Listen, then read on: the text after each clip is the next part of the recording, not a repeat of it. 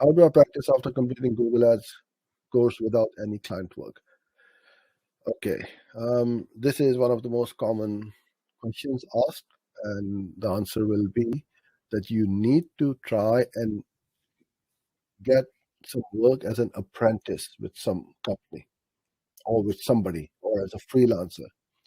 Start doing little jobs, small jobs, things like checking the conversion tag is working fine, ads are approved.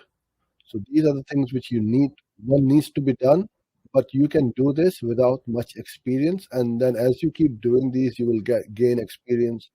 And then the person who has hired you will give you more responsible jobs like changing page, pausing keywords, bringing in new search terms as keywords, and so on.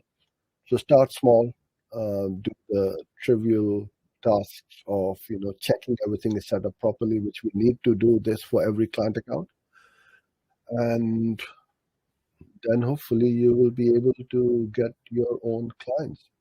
But unfortunately, right now, without any experience, I would not recommend nor advise that you client go after looking for clients because you're going to waste their money and you're not experienced enough to run Google Ads. So try and find somebody or somewhere who's going to let you uh, become an apprentice or an intern.